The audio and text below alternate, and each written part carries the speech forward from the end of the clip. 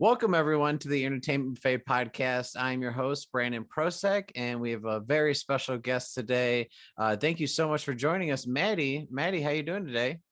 I'm good. Thanks for having me. Yeah, absolutely. So before we dive in, because we're going to talk all about Maddie's comedy journey, why don't you introduce yourself and maybe talk about what you're working on now? Yeah, I'm a comic and I started in North Carolina and then I was in Chicago for a few years, which is where we met. And I just recently moved to New York. And now I'm working on like trying to write a pilot to hopefully shop around. And just like doing stand up in the city and trying to go on the road and stuff. Yeah, awesome. Um, so one thing, I'll just have to say, when I first saw you in the comedy scene is, it's like I feel like a lot of comics have like not some have jealousy, but it's just like me, it was more so like, damn, she gets it, Thank you. well, like I think just some comics, it's at age 18. Some people it's at like 45, where I feel like they find their voice, as they always say in comedy. And so that's one thing that was always crazy to see about you. And a lot of Chicago comics is like, wow, okay, they got it all figured out, That's uh, weird because I don't feel like it's a finalized working thing at all, but thank you. It's good to know it's coming across that way. well, good. I mean, that means you're humble about it. You're not an egomaniac like some people. But I know that you're pretty young when you started stand up. Do you want to kind of talk about when you got started and what that was like? Yeah, I started when I was like 16 in my sophomore year of high school, and it was in North Carolina. And the scene down there is so good that you could like get up every night of the week and stuff. It was just a lot of driving, like an hour, 2 hours for an open mic kind of a thing.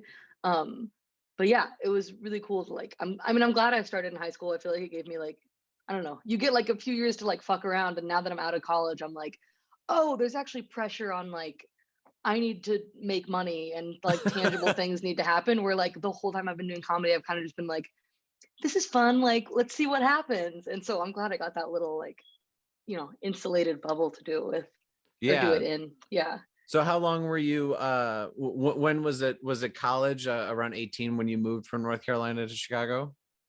Yeah. Right after high school, I was like, I had this like grand vision in my head that I was gonna like immediately after high school move to New York and just like do comedy and get a job. And I was like, I'm so glad I didn't do that. I took off like a semester after high school and worked in a restaurant and immediately was like, oh, this I'm crazy. This sucks. I should put this off like as long as possible.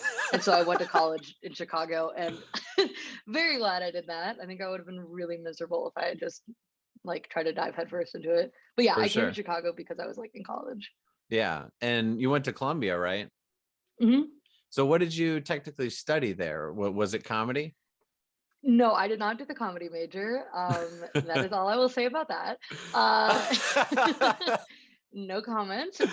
I did like they have like a self-designed major thing you can do, which is awesome because you can just like take any classes that interest you and kind of like bundle it together in a major, and then if they approve it, you get like your own like self-made thing. I was really stupid about it though because like the way I did it is I like just kept taking classes I wanted to take that interested me, even if they were like I took a woodworking class and like a film photography class, and like most of the stuff I took was like TV writing and like acting and that kind of thing. But I was just like I wasn't following like any kind of like graduation plan. And then like a couple months before graduation senior year, I was like, hey, this is like I like presented it to them as like, can this be a major? Can I graduate? And luckily they were like, yeah. But if they had been like, no, this is just not doesn't meet the requirements, or like we just don't want to approve it, I would have been like completely fucked. Can we curse on this? Yeah, yeah, absolutely. Okay, I would have been completely fucked. I would have been like, so yeah, I just got really lucky. But yeah, so I did like it was like TV writing slash acting, but it was like just kind of like I chose all the classes, which was cool. Gotcha. Yeah, I asked about the comedy major because I went to Columbia for film, and it was Oh like yeah, a I forgot that. yeah, so it was like in the middle. so I was there 2010 to 2014, and it was like right in the middle towards the end when like they created the whole comedy major thing. Oh, I Um, didn't know it was that new. yeah, and so like I thought, I was like, oh man, wish I could have done that, because like I didn't want to switch majors, and like I would have had to probably stay another year. But I've When heard, you, oh, sorry. no, I was just gonna say I've heard mixed reviews of that whole kind of process, and Columbia's kind of been having some ups and downs over the years. I wasn't sure how it Mm. was while you were there. I do think Columbia is like a great school. Like I'm glad I went there, but yeah, the comedy program, I don't really know much about it, but like I also kind of felt like I was already doing stand up outside of school, and I was like, if I also do comedy centered stuff like 7 hours a day, like what am I going to talk about? You know what I mean? Like especially if I'm, Exactly. yeah. Did you, when you started as a film major, did you already know that you wanted to do stand up? I no, it was like kind of like early or mid college. I grew up loving Seinfeld and various comedians, and I I always had a writing background, and I was very nervous about performance. And so like Mm. that was an aspect. I was just like, oh, maybe I'll just like write stuff and then let people who like being in front of people or stage or camera like handle it. And then I finally just decided to try an open mic at Columbia. And then I was like, oh, okay. This, Oh, the first one was at Columbia? yeah, like Oh, that's so cool. when you get that first laugh, it's because like I was very lucky that my first set was not a bomb. My first set, like I had some pretty good laughs, and I was like, okay, I can see why some people say this is a drug. Yeah, same. I literally feel like because the first went well, and then the next like five I did were like horrible. But I also had that thing where I was like, for whatever reason, I just got like kind of lucky on the first one, even though I was like didn't know what I was doing. And I really don't think that I'm like a strong enough person to have like persevered past it. Like I think if it had sucked the first time, I just would have been like, yeah, I can't do Yeah. that. Well, and I guess that's what, so you obviously started it sooner. When you were like 16, 18, figuring out when you're going to college, was it always like stand up specific, or you just knew you wanted to like act or write? You just knew something in entertainment? I like when I started in high school, I didn't know that like I wasn't like, oh, I've always wanted to do stand up. I just kind of like did an open mic after school and was like, oh, this is I was just like, this is like a fun thing to kill time. And then after like a few months doing it, I was like, oh, this is like the only thing now. But in college, I was just like very like focused on stand up. Like stand up was the only thing I wanted to do. And I like knew that I wanted to come to Chicago, get better there, and then like go to New York. So, Yeah, you know, so far we're on track. which makes me curious. I always ask because so I'm from only an hour away from Chicago, so I've only ever been in Illinois. So had you in North Carolina kind of heard that like, oh, Chicago's a good scene to kind of get some training in, if you will? Yeah, I feel like it was like I heard people say that same thing about like Chicago, Atlanta, and Denver as kind Okay. of like mid-size, like maybe like before you move to New York or LA type of thing. Like, I mean, because in North Carolina, everyone was like, there was a group of us that all kind of moved from North Carolina up to Chicago together, and it was like my best friends from North Carolina all kind of like mass migrated, which was a nice cushy little thing. But there were so many other comics around me moving to Chicago that I was like, okay, if I move up there, it'll be all the people I came up with, and they seem to like. So I kind of just followed along with like that group. Gotcha. So yeah, so somewhere in college where you were taking like just various classes, and then after doing it a little more, you kind of decided, was there like a, whether it was like a certain set or like a certain moment that like maybe happened that you're like, okay, I think I want to like really put some focus on this. Like I think that no matter what happens with college, that I think this is like the path I want to go on. I was like, I feel so cheesy that I'm actually like, yeah, there was a moment, but kind of, yeah, because my a friend of mine who's a comic, we were like driving in the car together, and he was like, this is probably when I was still like 17, and just kind of casually, he was like, what? So this is like, do you like actually want to do this? And I was like, I don't know, it kind of hit me where I was like, oh, am I just like fucking around, or is it actually something I want to like keep doing? And then I was kind of like, I think it was one of those things where like you say yes, and then that sort of once you say it out loud, you're like, okay, yeah, this is actually like. But by the time I was like done with high school, I was like, this is the only thing I ever wanted to do. Yeah. It's also like weird when you're like, okay, I started at 16, so I've kind of cut myself off at the knees in terms of like developing other skills. You know what I mean? Like if I were Yeah, gonna try something else, I'd be like starting back from like 16. Like I was pretty like obsessively focused on this that yeah. I like, yeah. Which I'm kind of I think it's one thing that in this kind of realm of entertainment stuff, I know from experience both myself, but also like various like colleagues slash friends that sometimes it is kind of hard to pick a lane because I feel like, you know, you could love like a lot of aspects, whether that's like sketch comedy or improv or online based stuff, a podcast, you know, whatever it is. And some people say like, oh, if you're juggling too much, you know, you're half-assing a bunch. And then some people kind of just focus on the one thing and crushing at the one thing. Do you feel like you kind of went in that side of things? Like, all right, I'm gonna just stand up's the one and I'm gonna focus on that. yeah, maybe now I'm like a little more trying to like learn how to like, how to do screenwriting or like how like I'm like, oh, there is value in not being like just this like insane person. Um, but like for the first 5, 6 years for sure, I was like just kind of obsessively focused on stand up. But I think that I don't know. I think that's definitely one way to like approach it. I also think like depending on how your brain works too, like sometimes sometimes like doing other things will trigger like connections that make the other art form make sense. And like I don't know, during COVID I feel like everyone started like pursuing other hobbies because you were forced to. And then Sure. doing that I mean, I'm sure everyone realizes, but you're like, oh, this kind of like lights up other parts of your brain that like maybe obsessively focusing on this thing, like the work ethic of that is cool, but maybe it's narrowing, you know the connections I'm making or the observations I'm making because I'm so focused on this thing. Yeah. Like I don't Well, know, maybe you no, that makes no, sorry, go sense. ahead. Yeah, it makes complete sense because what you kind of said earlier is like if you're just doing stand up, whether that be like open mic shows, writing, so forth, and like if you're not dabbling in at least some other things or at least living life, like you said, what are you going to talk about? It's like then you're just grasping at straws.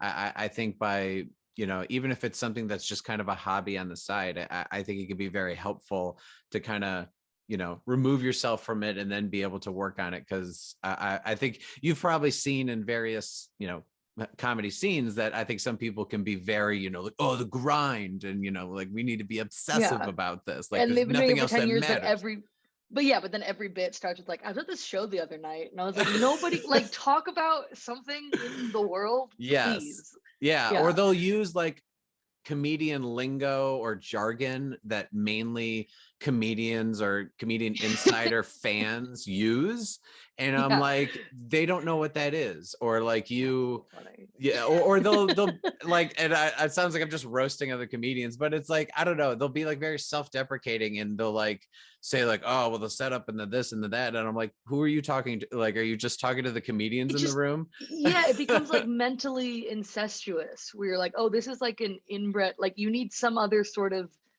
genetic material in this to make it. Yeah, Definitely. yeah, totally. So, and it's okay if you don't remember, but one thing I always love asking comedians is, do you happen to remember, even if it wasn't your first, like some of your first like bits where you're like, whether they were bad or you're like, you know what, I think I'm onto something with this one, and like maybe you used it for quite a while. I know like one of the first jokes I ever did was like about it awful. Did it maybe two times and like I mean would never do it again. It was like about how like kids like in high school on Adderall sound like Quentin Tarantino. Like it was like really like not like that's where we were starting from. It You was should not great. revisit this. Maybe yeah. It'd be weird now if I was like talking about high schoolers. But ones that I've kept for like I don't know, maybe longer than I should have, but that I liked. Like I remember like I went through a breakup when I was like 18, and that was the first time I was like, oh, I wrote like 5 minutes in like an hour, and that stayed pretty solid. Like so I don't know, that was one where I was kind of like maybe something clicked a little bit, and I was like, oh, this is how you get a chunk of something and not just like a bunch of little jokes strung together. Like Yeah. yeah. I mean, looking back, I'd probably still be like, it's not great. But at the time, it felt like that's like a bit I can remember that I was like, oh, this is maybe different than what I've been doing. Yeah, well, I feel like we all have kind of like phases of our material. You know, like sometimes like you may have that idea from, you know, when you were 18 and you kind of like moved away from it, but like maybe there's something else will happen now that you're older, and then you'll be able to kind of bring it back, but like say it in like uh a new spin on it, like a new point of view, or just like a new phrasing. Sometimes like if you bring back an old bit and then you just like figure out a new phrasing, it's like, oh, this feels like a whole like a new bit.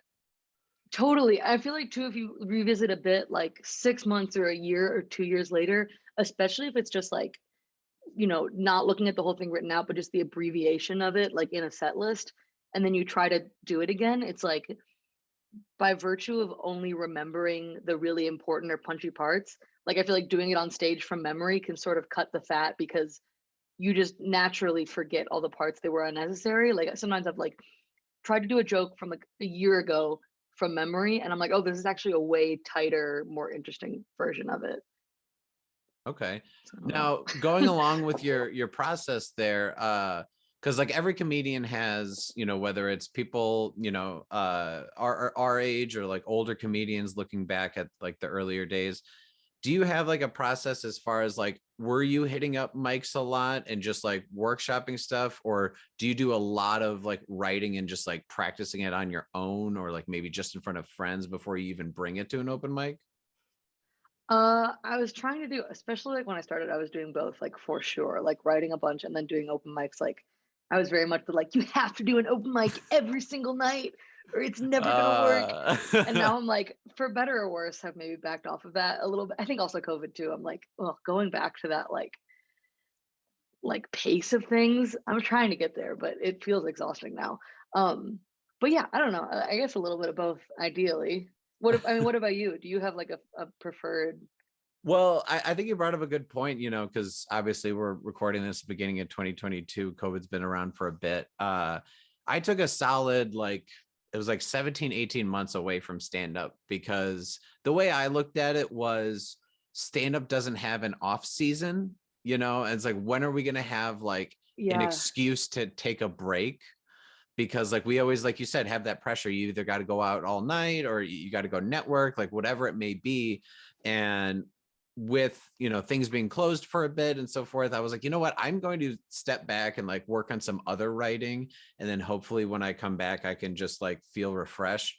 Because like I don't know if you experienced this, I was definitely starting to feel burnout towards right before COVID, because I had just started getting, I had 3 shows going that I was producing. I was damn. getting the most stage time that I had gotten at the time. And so it was just like, yeah, I'm not taking care of myself. How can you when we're at bars all night, you know, all the time? Totally. Yeah, I also felt that too, where you like, I mean, because I never took more than like a couple days off for like years, and not to be like that's unique for me, but I think everyone was kind of doing that. With what you were saying, where I was like, oh, this taking a break that I don't think I ever would have taken without that. I mean, not to be, COVID was horrible. I don't want I don't want to sound like one of those people who's like the pandemic was so good for me, but like it was horrific. It was horrible. Yeah.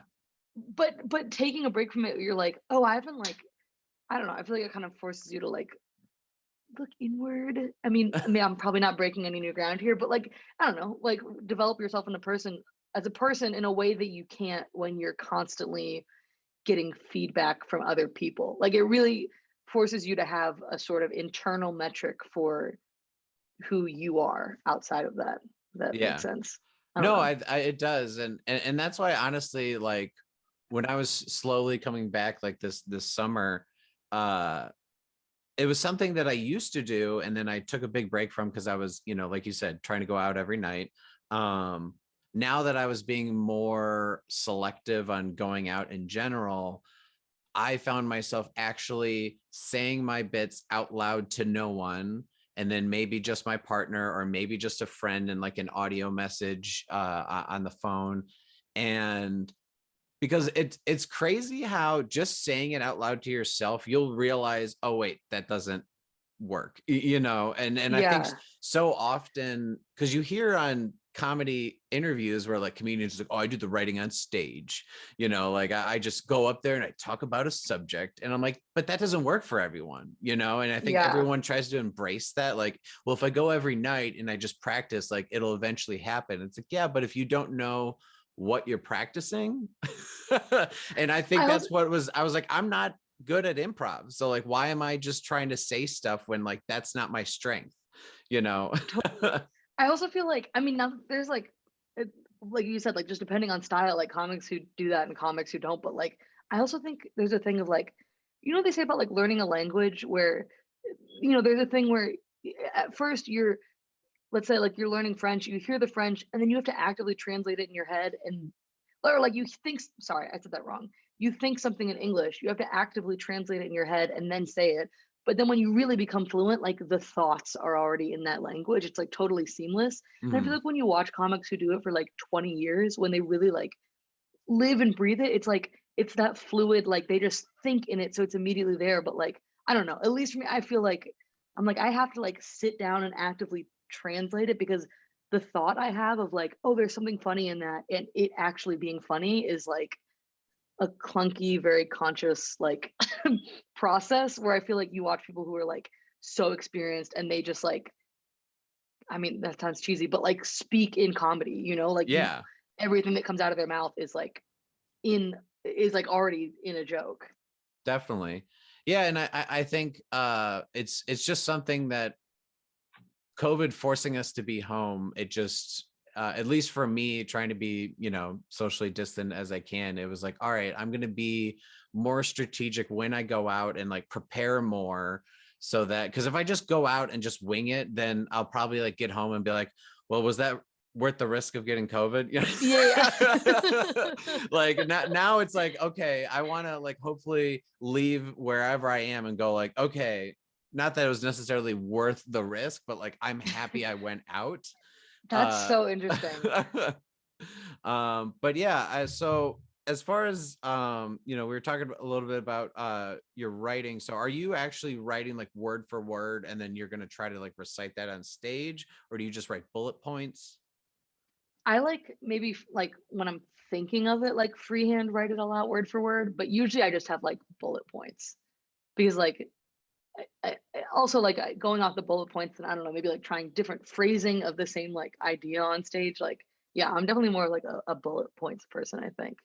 But Yeah. when I'm first writing it, I write it almost like a diary entry, just like in full sentences, and then go back and pick out the parts that are interesting, and then like actually try to add to those. When And I then do write, I mean, I wish I did that every single day. I'm like, well, once a month when I write, it's usually yeah.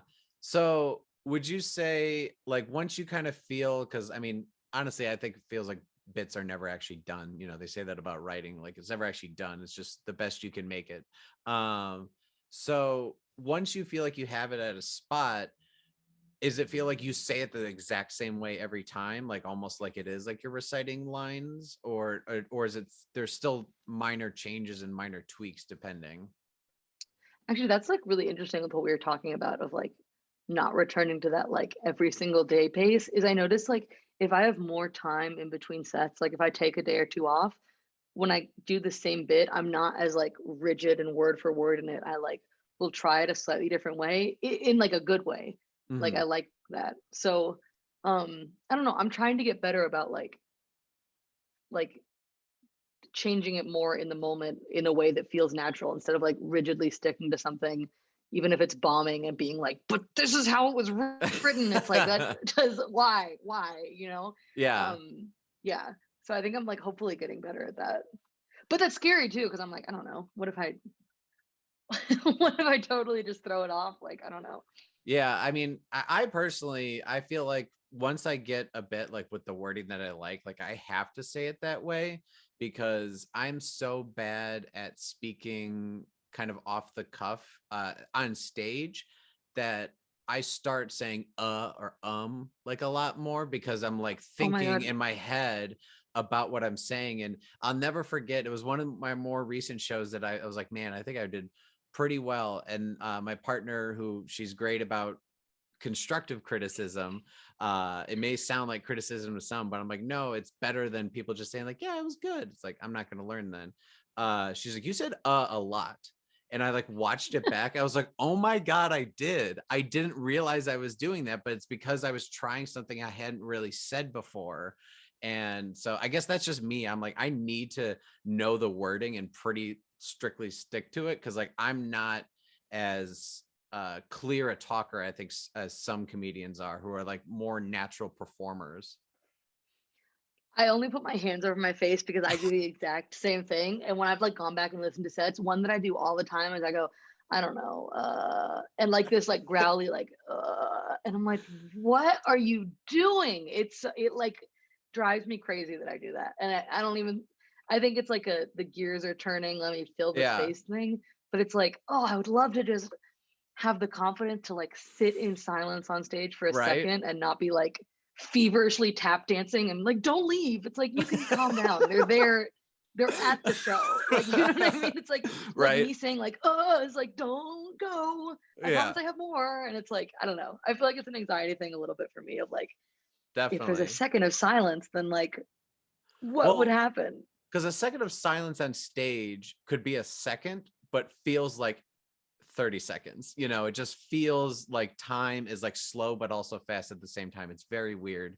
Um, so you were talking about like that noise. It made me remind me of a tick I have. Are there any other like ticks or like things you notice you do on stage that I whether it's like a physical thing or like something you do audibly? when I get excited, sometimes I like not rock back and forth, but like shift my weight in a weird way. Like I sometimes when I watch videos, I'm like, oh, the way I stand on stage is like not how I would stand to talk to anybody. Like I don't know, but it like is comfortable, so I just do it.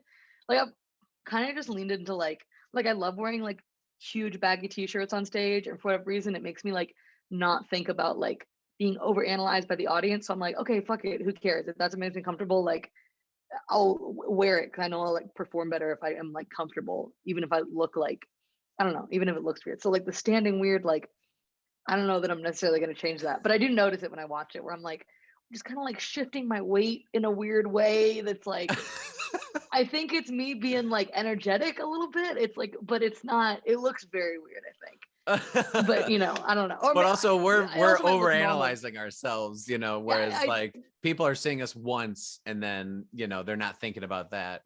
yeah. No one's ever told me like you stand weird or like shift your weight weird on stage. But it's like, yeah, that's like the only thing that What's I with all see. the shifting of your weight, Maddie? You know, very funny set, but that just threw me off. You're shifting your weight a lot. Yeah, can you imagine if someone was like, "Why was all your weight on your right leg?" Like this show sucked ass. Yeah, I noticed years ago, and I'm trying to get out of the habit of it, but there's sometimes, like you said, that space in between bits where it's like, say I just did the punch of something and now I'm gonna transition into the next thing. I may just go, uh so you know, and I just Yeah. there was one time where I think I had a 10 or 12 minute set and I like counted, I was like, God damn, I did that how many times, you know? uh but it's, I don't know, it's hard. I have you noticed as far as, because I don't have as much experience when it comes to like crowd work or like things like that. How do you feel in those moments? Because that's very much like almost improv based. Terrified and inadequate. I would love to get better. I'm like actively working on it, but like, yeah, for sure, that's very scary for me. Also, because I think like I don't know, maybe I have like I I don't know. I don't want to like be mean to people really. But that's funny, but I'm like, what if I like overdo it? What if I'm like way too mean to some like I don't know. Crowd work just scares me because I'm like Yeah. I've seen people get really mad. I mean that's not really the reason. The real reason is I just like am worried I can't come up with anything funny. But Well, I don't and know. I'm like so impressed by comics who do crowd work and I'm like trying to get better at it. But it's like, yeah, that's like a totally different beast, I think. I think you brought up a good point though. Like you don't want to be mean, or if you are mean, you don't want to be too mean, because I personally think that when a crowd member is either like heckling or like doing something to where like they're starting it, if you will, that's where you get a little bit more permission. But when there's some comedians who are just they pick someone out and say, I don't know, I was on this one show and a guy was wearing sandals, and because it was summer, this paying customer is wearing sandals, and the comedian just kept making fun of his sandals and his flip-flops. And I could just tell in this particular instance that like this guy was not enjoying it. Like his girlfriend with him was So laughing, funny. It's but way too much. I was just like, I can tell this guy is never coming back. You know what I mean? Like Oh he is, no. like he does not appreciate, like he came to sit in the dark and laugh. And like this comedian is just relentlessly doing callbacks. And I people know that it can happen too. Like you'll see people like not want to sit at the front row in comedy shows. They're like, oh, yeah. I don't want them to talk to us. It's like, and then some people like are like, yeah, roast me. Like they love it if you're like just kind of like make fun of them. So like, yeah, I don't know. I would hate to like ruin somebody's night. Like seeing people get like really upset or like, yeah, or like storm out and stuff. Like I don't know, but I mean, sometimes it's amazing though. So no, Sorry, that it's was like such a nothing answer. I don't know. I wish I had no, more to no, say no, about no, crowd no. work, but I literally like that is such a like mystery to me. No, I appreciate your honesty. Because like we all have something we hope we could be better at. So one thing that I don't know, sometimes when I talk to other comedians about it, like they totally don't think about it this way. So I'm curious your thoughts, because comedy is very much like time based. Like maybe with music, it's like, oh, you guys can go play 3 songs, whatever that means. But like with comedy, it's like, all right, you have say 10 minutes, which to Mm. me, even though like I hate math, the like analytical side of my head, I was like, all right, so I need to know how long all of my bits are, so I know which ones to do. Because it's like, all right, well, I can't do, if I have 5 minutes, I can't do a 3-minute bit and another 3-minute bit. You know what I mean? So I guess for your stuff, do you know the time, or do you have like kind of like, oh, I know I want to put these ones next to each other, or what do you think about that?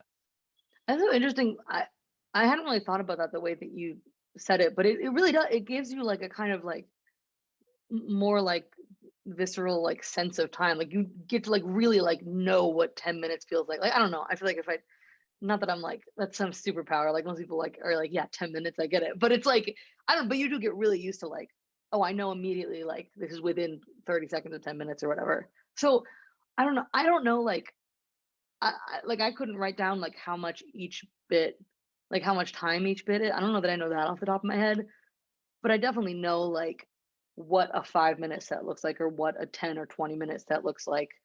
Like I think I don't know. I think I just kind of wing it a little more or like slightly overshoot it. And I'm like, okay, I'm Or like, probably going to be when you here. get the light that like, all right, I gotta like reel it in. Yeah. Or like I write, if it's a 10 minute set, I write out 12 minutes of bits. And then when I get the light, I just jump straight to the last one or whatever. I try, that is something I try to do. I try to like write out a set list that's maybe slightly longer than the time so that in case I don't know, if I'm bombing or something or I have to abandon something, I like know what to jump to. Yeah. Yeah. Well, because that's it kind of comes back to what we were talking about before, is like those silences and like thinking on your feet, whether you got to add stuff or you got to remove stuff. And that's why I think you know, and obviously there's always variables when it comes to like if they laugh or they don't and you like skip stuff. But like I at least know, I'm like, all right, well, that one I know is like 30 seconds or that one is a couple minutes long. But it's interesting where you can kind of just have more of a flow with it. uh but like, like you said, like, all right, I'm doing this set list, this is 10. Mm. And I'm trying to like group stuff together more by like chunks. So I'm like, okay, this like it, I don't know, maybe know the exact time of all the jokes, but I know that when I do my like gender chunk of jokes in whatever order is like roughly 5 minutes or something like that. Like maybe in like chunks is an easier way for me to like think of it. And then I know For that sure. even if I mix those around, the total is going to be, yeah. Yeah. So one thing that I love about your material is like sometimes you can go very dark with it. But I think that the dark humor, I think there's a fine line where like some people just do dark almost for like shock value. It's like they just want to catch the audience off guard, and it's not so much like the thought behind the dark thought. But I think you kind of toe that line of like, it's dark, but you're not just saying things just to cause a reaction. So I guess how Thank you. Yeah, I early. kind of hate that. Like, oh no, I kind of hate that. Like when you can tell someone's like getting off on like, yeah, get upset. It's like, is that even comedy? Like, it's just kind Right. of rude. I don't know. Yeah, yeah. So how was it early on when you were doing dark stuff, or did that kind of come later? Because I imagine, especially being young, like say, I don't know, there's people twice your age and you're up there like 18 and you're doing like, I don't know, an abortion joke or like whatever it is, and then they're just like, whoa, like how was that navigating that? Yeah, I was definitely doing. I mean, was doing like abortion jokes when I was 16. There also probably was like, That was just an I example, probably, but I love that that's but it was a good example. I also think I was probably getting away with huh, she shouldn't be saying that. That's so silly. Like a lot of the jokes were probably like not that well written, but it was like, how funny that a young lady is saying that. But I don't think that like, I don't know. I don't like consciously try to do that. I think that's just where my head goes a little bit. Um, yeah. I think it comes from like, because do you personally like maybe love dark humor? Like, is that something that like maybe it's just that makes you laugh, so that translates to what you want to actually talk about? Yeah, definitely the comics that I like are probably do like darker stuff. For sure, yeah. But also like you said, I really hate the like kind of like shocky like whoa, what are you triggered? I'm like it's so lame and it's like Yeah, yeah, I don't know. But like good dark humor that's like, cathartic in a good way. Like yeah, for sure. definitely. So, do you mind if you say how old you are at the moment? I we can Yeah. cut this if you don't mind, if you don't want to say. I'm 23. Time Okay, yeah. capsule. So yeah, you're 23, and I think I saw recently, were you doing like an hour on stage, or you're going to be? Yeah, I'm like trying to work out an hour right now in about like 45 minutes. So I'm like baby headliner, or working on it. But yeah, it was really fun. I got to do some shows in North Carolina. Melissa Hahn runs a great show in Asheville, and then the Idiot Box Comedy Club in Greensboro, which thank you for letting me run an hour or try to approach an hour. Yeah. So one thing I guess I was curious about, because I'll just say it, I think that you are headliner status, Oh, just thank because of you. like your like jokes per minute and like your confidence, and whether it's your shifting of your weight or not, like it does read like, wow, it feels like she's just been doing this forever. So reaching that point, I think, at a very early age, did you, I guess, ever experience in any of the scenes, and you don't have to like name names or anything, but like, did you experience any just like jealousy from older comics, like thinking that like you didn't belong in the positions you were in, or like anything like that? Because I could totally see stuff like that happening. This is gonna sound so cheesy, but like truly, like no, like especially like in North Carolina, like it was definitely like very male dominated. Like there were other female comics, and there were other young comics. But when I was starting, there were no other like young female comics. But really, like all the older comics were like, no, it felt like I had like 20 big brothers. Like I got really, really lucky that like in every way, like people were like so cool and it was so supportive and yeah, like it sounds very cheesy, but that like scene was really like a family because you get to know everybody so intimately because there's not like I mean, compared to like Chicago or New York, there's not like a ton of people doing it. And so, um, no, it was like the most supportive. I wish I had like a more interesting shit talking answer, but like No, and I truly wasn't like looking for shit talking. I just I could totally see, because like I feel like that's like whether people are just jealous of like spots that other people are getting, or other people's talent. I was like, man, I wonder if like she's had to deal with that, because like I said, I think there's just some people that like it feels like they find their voice, and it's like, all right, so clearly they feel more confident and they know what they're doing, and clearly it's working. So I didn't know if that was like some sort of adversity you had to deal with, as or like maybe certain bookings that like if they'd see how young you were, maybe they're like, what, you're like 19, or you're 21, like I don't know about that. what did happen is there a lot of places that I like got booked and then I got turned away at the venue because they like carded me. And like there were like a lot of shows that I could not do like for years. That was a big that was like more of a it wasn't anyone's fault, but there were like a lot of shows that I was when I turned 21, I was so excited. I was so excited because like truly there was like I couldn't do Cole's open mic in Chicago. Like there were so many places that just, I mean, which I understand why they wouldn't let you in. Like it seems like it's funny too because I was doing it in a much lamer way. Like it seems like, oh, I'm gonna say I'm doing comedy to get in here to drink. And I was like, no, I genuinely like I don't want to drink. I just want to like get into this bar to do comedy. It's like Yeah. the least cool like So teenager of all so were time. some of them were some of them shows you were actually booked on and they wouldn't let you in?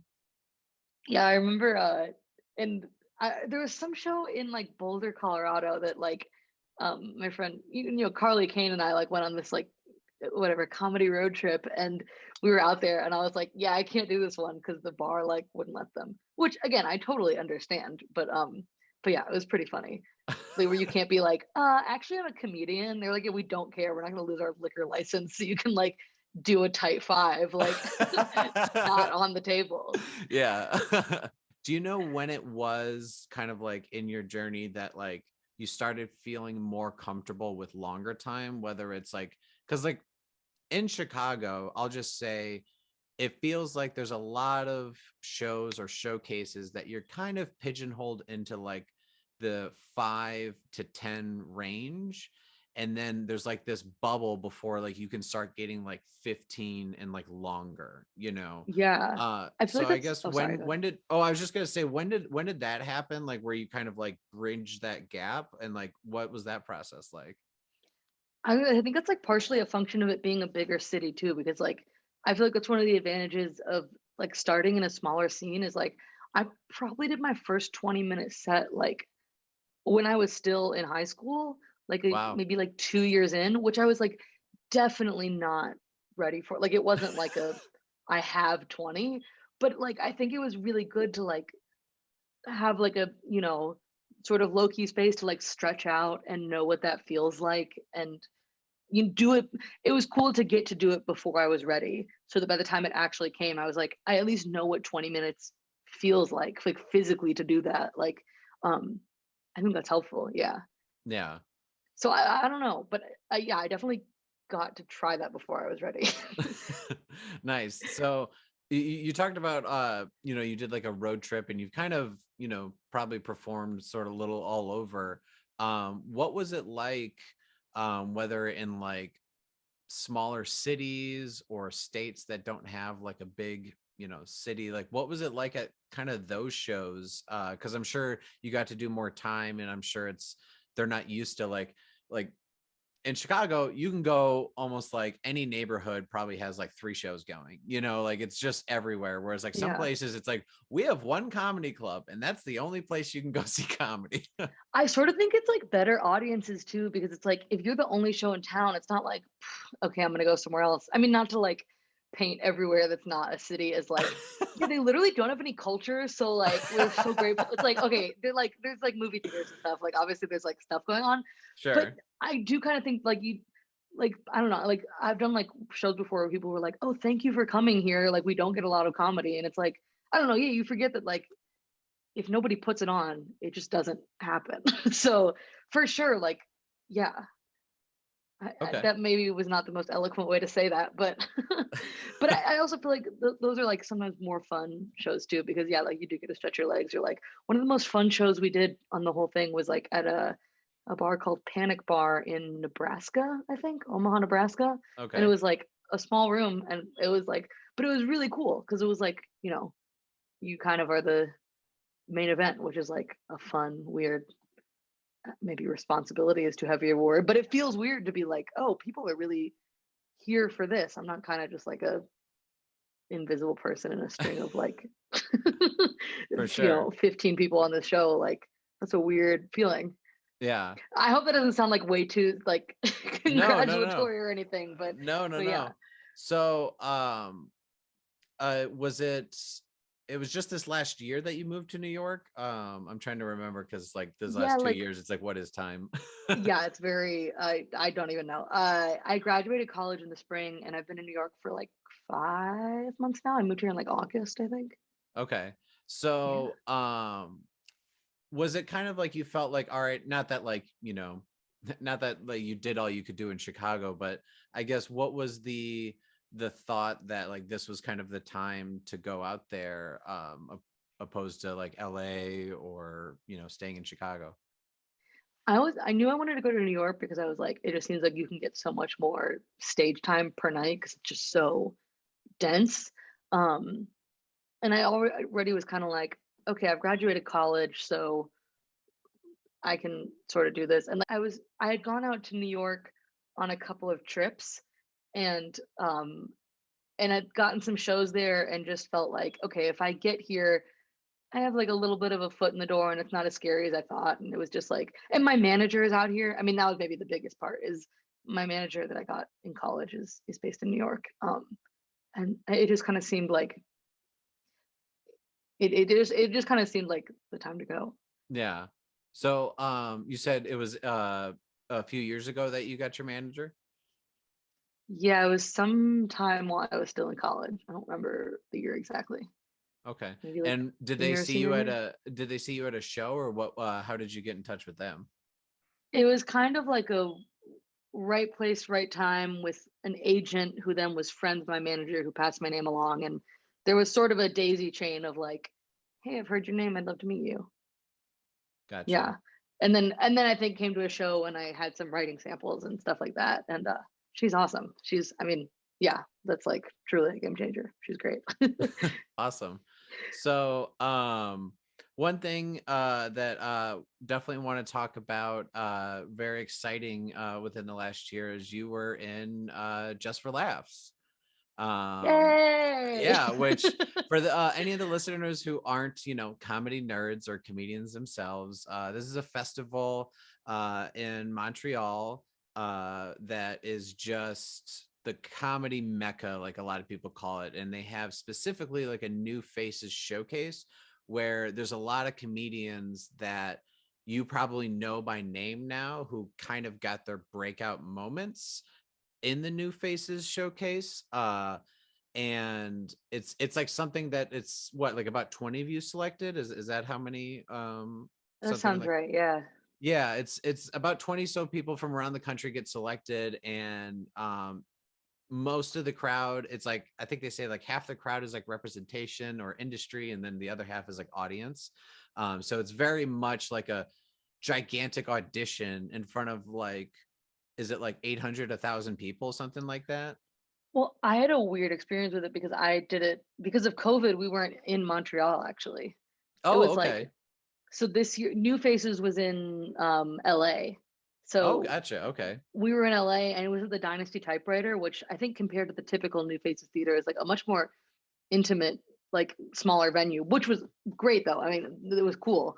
But yeah, they did it like JFL this year or last year, I think was split up between like LA, New York, Montreal, and maybe one or two other places. And then you could like buy a pass online and like live stream it.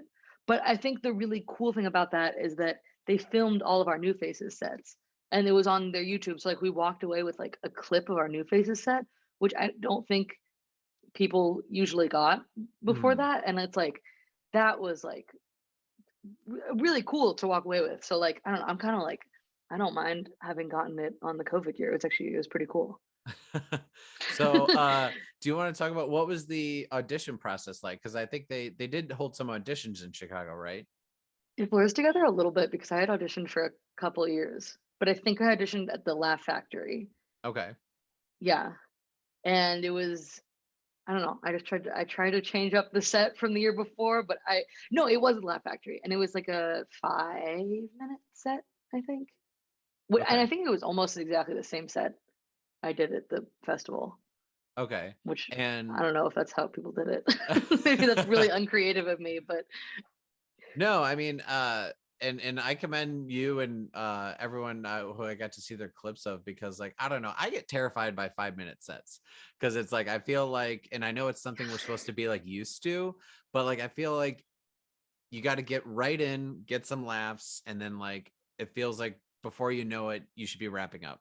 So I don't Yeah. know. Did you feel that since it's kind of like a, you know, more of a big opportunity that like, oh, I really got to make this 5 minutes count? On the audition, Well, yeah, audition and when you got to actually do your time at JFL. the audition for sure. And I feel like the audition or like any sort of like 5 minute audition thing, you're like, okay, if the first joke works, then we're good. But I don't have a lot of time to like fumble in the beginning. But I don't know. I don't really remember it that clearly, honestly. But I guess it went okay because it worked. But yeah, it was nerve wracking for sure. I think I was way more nervous the first year I auditioned though, and then the second year I was kind of like, well, I already didn't get it once, so let's just like have fun. And then like, ironically, that's the thing that actually made it better is because I wasn't like freaked out of my mind and like my hands weren't shaking. For sure. Um, so you were in LA. Does that mean so some of the people who were performing with you were there and then some were split across the country then? Other shows were split across the country, but all the new faces were in LA. Okay, it I think was we all were the new over faces. 2 nights.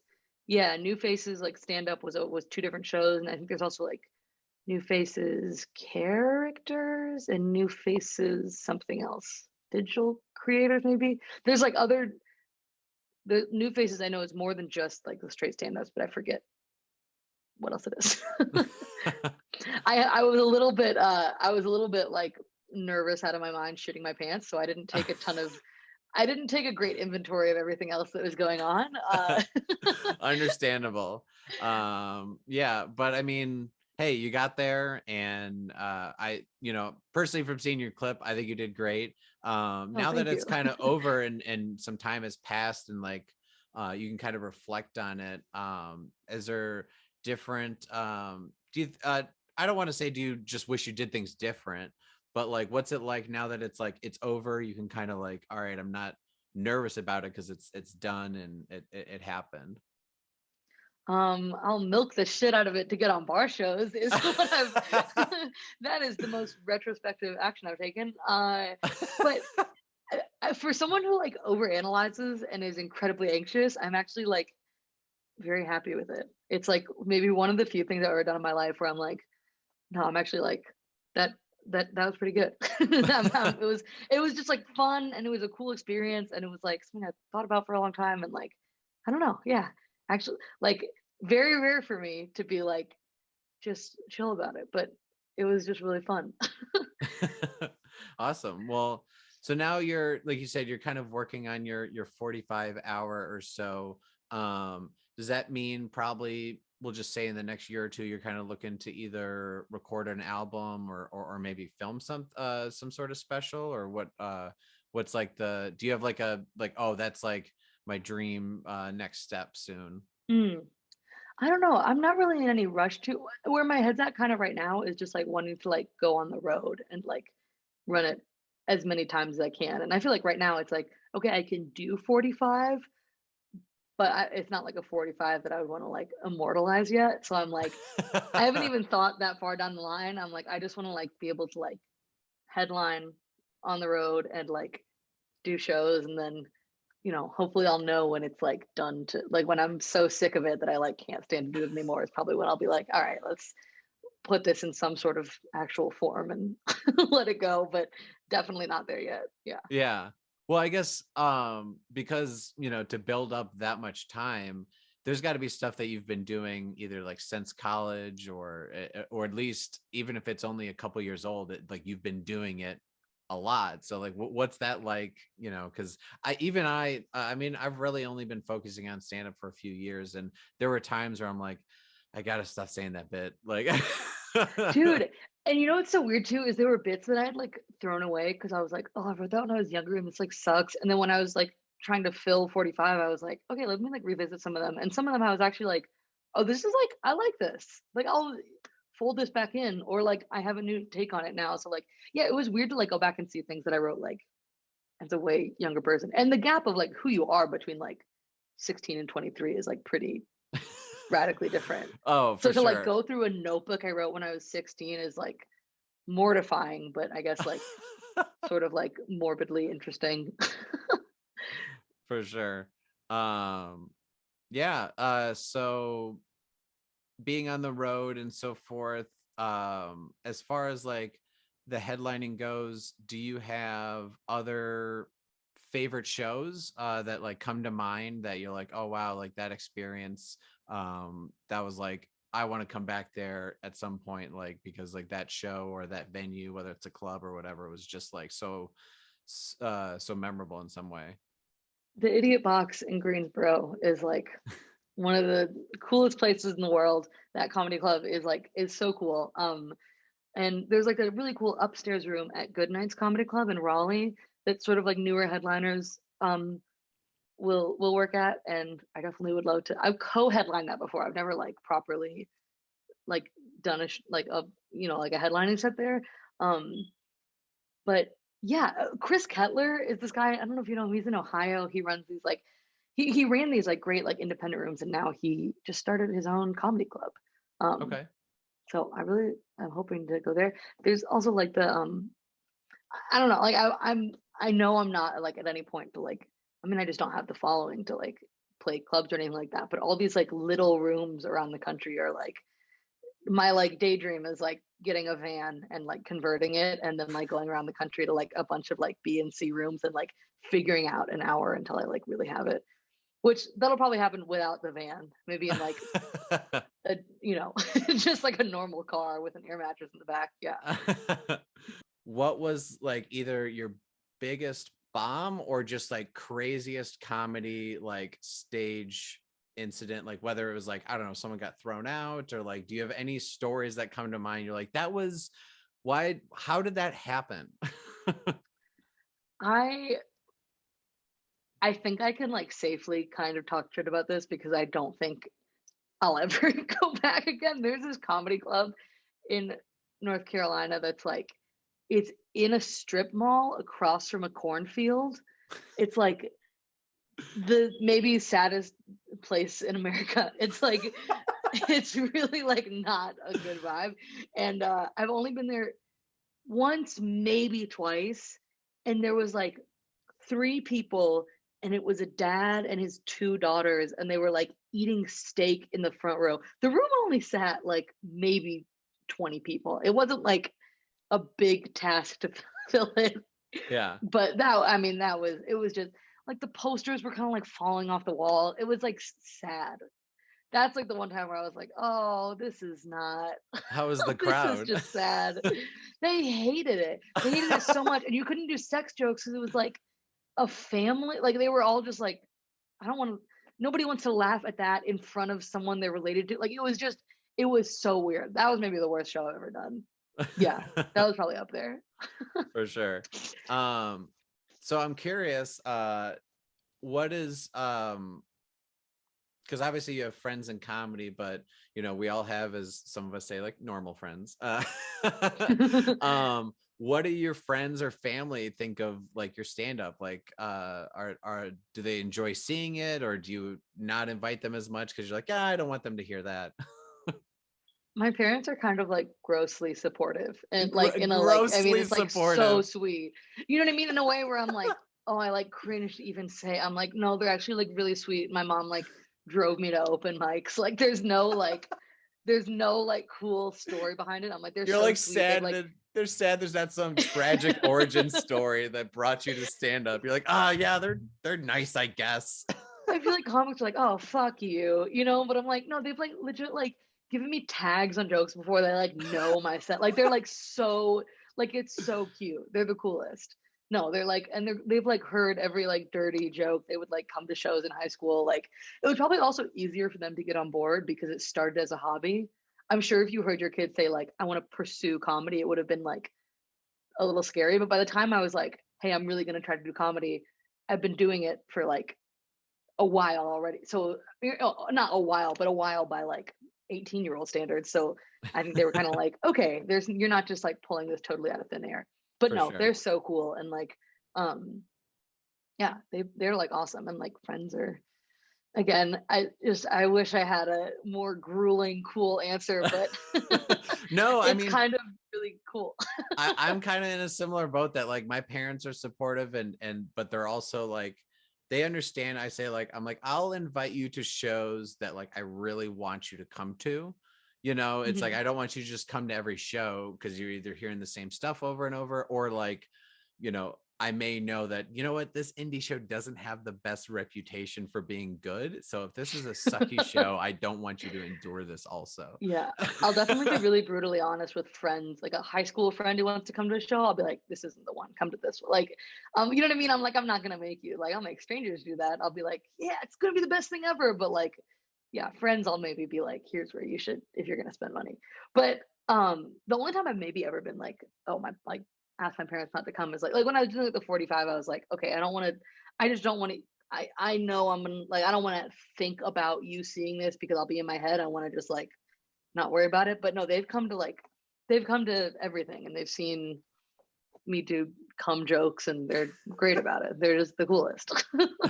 Wrapping up here, are there any other, you know, whether it's like experiences or stories you'd like to share that, you know, maybe you don't talk about on stage, but you just want to talk about experiences from maybe performances?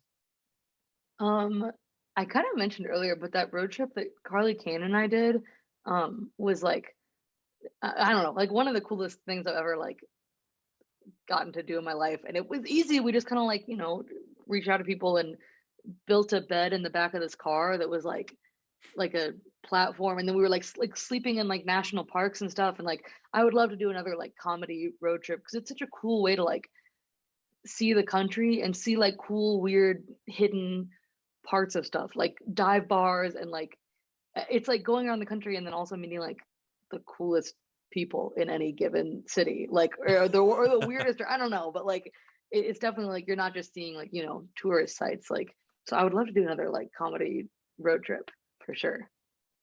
Yeah, Yeah, I that was that like it comedy sounds like a highlight for me. blast. So yeah, this has been great. Thank you so much for doing this, Maddie. Would you like to go ahead and like plug social medias where people can find you? Yeah, I'm a Maddie T Wiener on all social media. My website is maddiewiener.com. And I don't think I'm allowed to say like a specific date, but sometime in the future, check out I have a set coming out on Comedy Central. Oh, awesome. So, yeah, it'll be fun. Yeah, please check out Maddie wherever you can, you know, follow on social media. But thank you so much again for doing this. But yeah, Thank you so much.